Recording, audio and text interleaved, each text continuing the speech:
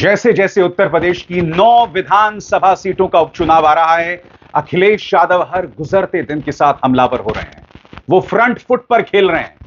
गोदी media news channels पर जाकर वो भारतीय जनता पार्टी पर धावा बोल रहे हैं। सामने पापा की परियां बैठी हुई हैं, मगर उनके सामने ही बीजेपी की बखिया उधेड़ रहे हैं। वो सवाल पूछ रहे हैं कि ये तो वो बीजेपी है ना जो दंगा को लेकर जीरो टॉलरेंस की बात करती है, मगर अब बहराइच सांप्रदायिक हिंसा में पुलिस का किरदार सामने आ रहा है। वो कस्टडी के अंदर यानी पुलिस हिरासत के अंदर पिछले 14 दिनों में 2 मौतों का जिक्र कर रहे हैं और बता रहे हैं कि यह सब हुआ है राजधानी लखनऊ के अंदर। भारतीय जनता पार्टी के पास इसका कोई जवाब नहीं है। भाजपा के बटेंगे तो कटेंगे नारे पर भी करारा प्रहार बोलते हैं अखिलेश यादव। और जैसे मैंने बताया दोस्तों, अखिलेश यादव को इस बात की परवाह नहीं कि सामने कौन इंटरव्यू कर रहा है। आपको याद होगा दोस्तों, आज तक की वो महिला पत्रकार, उन्होंने भी अखिलेश यादव का इंटरव्यू किया था और इंटरव्यू के अंदर अखिलेश के साथ अच्छी खासी बदतमीजी की थी। इत्तेफाकन ये वही महिला पत्रकार थी जो जहांगीरपुरी में जब बुलडोजर चला था तो बुलडोजर पर चढ़ गई थी और पत्रकारिता की सबसे शर्मिंदा करने वाली मिसाल पेश की थी। आज अखिलेश यादव के सामने एक और पापा की परी थी। मंच था एबीपी न्यूज का। अखिलेश यादव ने कहा कि भारतीय जनता पार्टी ने जो बटेंगे तो कटेंगे का नारा दिया वो सबसे नकारात्मक है। उन्होंने कहा कि आजाद भारत के इतिहास में इतना दोहराव बांटने वाला कोई नारा पेश नहीं किया गया है। दोस्तों, पुलिस हिरासत में जो मौतें हो रही हैं उस पर भी अखिलेश यादव ने कहा, मगर ये जो बटेंगे तो कटेंगे वाला जो नारा है जिसका भाजपा इस्तेमाल अब महाराष्ट्र और झारखंड में भी कर रही है, और इस नारे को सबसे पहली बार उत्तर प्रदेश के मुख्यमंत्री योगी आदित्यनाथ ने दिया था और अब आरएसएस पूरी तरह से उनके इस नारे के पीछे है। एक तरह से कहा जा सकता है कि आने वाला वक्त मुख्यमंत्री आदित्यनाथ का है।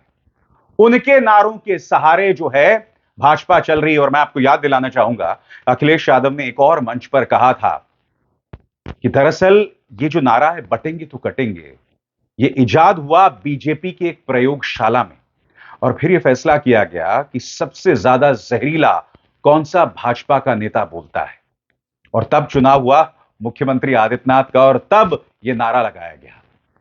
मैं आपको बताना चाहूंगा, ये जो बटेंगे तो कटेंगे का नारा, इस पे शंकराचार्य स्वामी अविमुक्तेश्वरानंद ने भी बहुत दिलचस्प बात कही।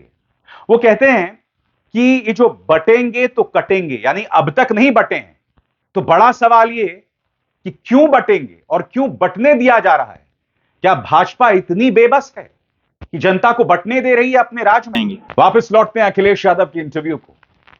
वो दंगा पर भी, क्योंकि भाजपा ये लगातार कहती है कि हमारे राज्य में कोई दंगा नहीं हुआ, मगर फिर बहराइच सांप्रदायिक हिंसा सामने उभर कर आती है। रामगोपाल मिश्र की मौत हो जाती है। जी हां, दैनिक भास्कर का एक स्टिंग ऑपरेशन सामने उभर कर आता है जिसमें 2 दंगाई ये कह रहे होते हैं कि हमें पुलिस ने सिर्फ 2 घंटे का वक्त दिया, वरना हम पूरे महाराजगंज में आग लगा देते।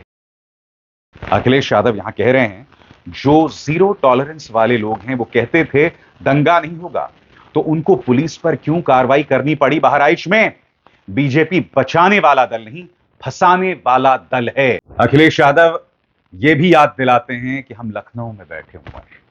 ये वो लखनऊ है जहां पिछले 15 दिनों में 2 लोग पुलिस हिरासत में मारे गए, मोहित पांडे, अमन गौतम। जी हां, 2 लोग पुलिस कस्टडी में मारे गए, मगर मजाल है गोदी मीडिया इस पर कोई चर्चा करे।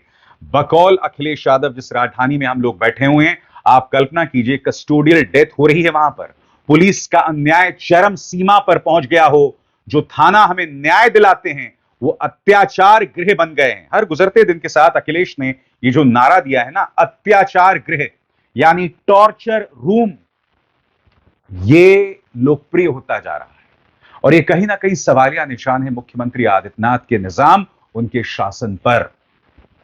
अब देखिए, अखिलेश यादव अगर लॉ एंड ऑर्डर पर सवाल उठाते हैं तो बहुत वाजिब सवाल है। आप जानते हैं कल इस पुलिस चौकी को वकीलों ने आग के हवाले कर दिया। क्यों?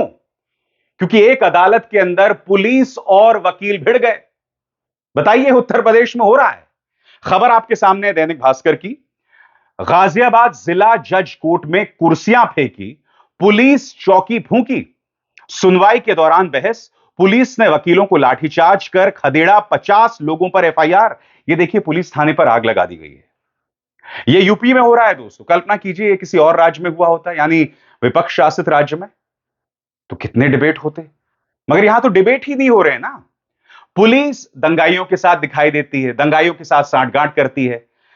दंगाई कार को तोड़ रहे हैं, पुलिस उनके साथ चल रही है। यह सब हो रहा है उत्तर प्रदेश में। बहरहाल, कल ये जो खबर हुई है बहुत शॉकिंग है। जैसे मैंने बताया, पुलिस और जज आपस में भिड़ गए। खबर क्या कहती है आपकी स्क्रीन पर। गाजियाबाद में जिला जज की कोर्ट में मंगलवार को सुनवाई के दौरान बवाल हो गया। जज और वकीलों में बहस हो गई। इसके बाद वकील भड़क गए, कोर्टरूम में कुर्सियां फेंकी, पुलिस ने हंगामा कर रहे वकीलों को लाठीचार्ज कर खदेड़ा। इससे गुस्साए वकीलों ने कचहरी की पुलिस चौकी में तोड़फोड़ कर आग लगा दी।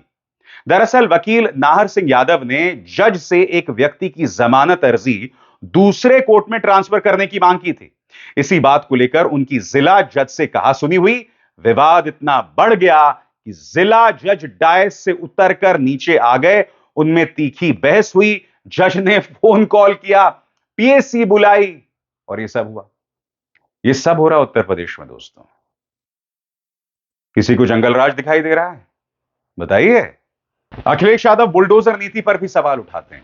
वो कहते हैं कि अगर अवैध कंस्ट्रक्शन, अवैध निर्माण की बात है, तो गवर्नर हाउस के सामने जो अवैध निर्माण है उस पर कार्रवाई क्यों नहीं की जाती? जिन अफसरों ने अवैध निर्माण होने दिया, उन पर आपने क्या कार्रवाई की? सवाल वाजिब है। पापा की परी के पास कोई जवाब नहीं है, और जाहिर सी बात है भारतीय जनता पार्टी भी इस सवाल से भागना चाहेगी।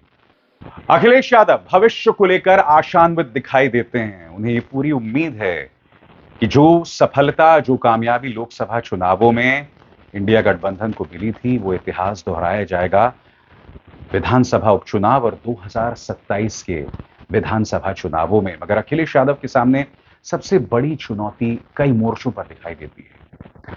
सबसे बड़ी चुनौती, अखिलेश इस बात को बखूबी जानते हैं कि उत्तर प्रदेश सांप्रदायिक तौर पर हमेशा संवेदनशील रहा है। जब बटेंगे तो कटेंगे का नारा महाराष्ट्र और झारखंड में दिया जा रहा है, और यह नारा किसी और ने नहीं, उत्तर प्रदेश के मुख्यमंत्री ने दिया, तो अंदाजा लगाइए आने वाले दिनों में क्या क्या होने वाला है। बहराइच और बाराबंकी, इन दोनों जगह इसकी हमें एक मिसाल, एक ट्रेलर मिल चुका है। बाराबंकी में मां बहन की गालियां देने वाले गाने चलाए जाते हैं मस्जिद के सामने, यानी कि माहौल भड़काने की कोशिश की जा रही है। बहराइच में जहां राम गोपाल मिश्र, 22 साल का राम गोपाल मिश्र मारा गया, वहां पर अगर पुलिस तैनात होती तो यह सब नहीं होता। बाद में पता चला कि दंगा भड़काने में उसमें पुलिस का किरदार था, जैसा कि दैनिक भास्कर की स्टिंग ऑपरेशन में आया। स्वाभाविक सी बात है, जब एक धार्मिक जुलूस एक मुस्लिम मोहल्ले से निकल रहा है तो वहां पर पुलिस को तैनात होना चाहिए था, ऐसा नहीं हुआ। यानी इससे पता चल रहा है कि माहौल को भड़काने में पुलिस निष्क्रिय है, नाकारा है, और कहीं ना कहीं यह इस बात की ओर इशारा कर रही है, कम से कम यह आरोप लगाया जा रहा है कि क्या यह सब कुछ भाजपा की रजामंदी से हो रहा है। यह सवाल तो किया जाएगा ना, जब पुलिस नाकारा दिखाई देगी, जब दंगाई ये कहेंगे कि हमें पुलिस ने 2 घंटे का समय दे दिया वरना हम पूरे महाराजगंज को आग लगा देते, तो भाजपा पर सवालिया निशान उठना लाजमी है। यह अपने आप में अखिलेश के सामने एक बहुत बड़ी चुनौती है, क्योंकि एक बार सांप्रदायिक माहौल भड़क जाए तब पीडीए, जिस पर अखिलेश पूरी तरह से जो है आश्रित हैं, वो मुश्किल हो जाता है।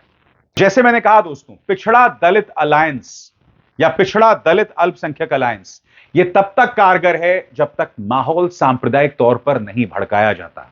अगर दंगे होने शुरू हो जाते हैं तो स्वाभाविक सी बात है, यह जो नारा है वो कमजोर पड़ता है। मगर अखिलेश यादव लगातार मुद्दे पर बने हुए हैं। वो लोगों के रोजगार की बात कर रहे हैं, अग्निवीर की बात कर रहे हैं, लॉ एंड ऑर्डर की बात कर रहे हैं, जो यूपी की निगाह से अहम मुद्दे हैं।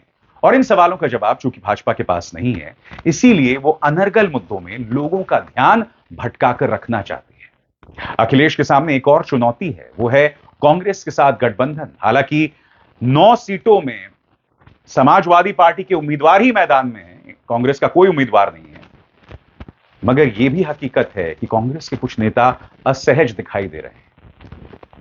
आने वाले दिनों में क्या यह इंडिया गठबंधन को नुकसानदेह साबित हो सकता है, यह तो हमें पता चलेगा 2027 के विधानसभा चुनावों में।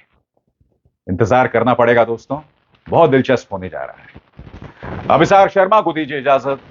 नमस्कार। स्वतंत्र और आजाद पत्रकारिता का समर्थन कीजिए, सच में मेरा साथी बनिए। बहुत आसान है दोस्तों, इस ज्वाइन बटन को दबाइए और आपके सामने आएंगे ये 3 विकल्प, इनमें से एक चुनिए और सच के इस सफर में मेरा साथी बनिए।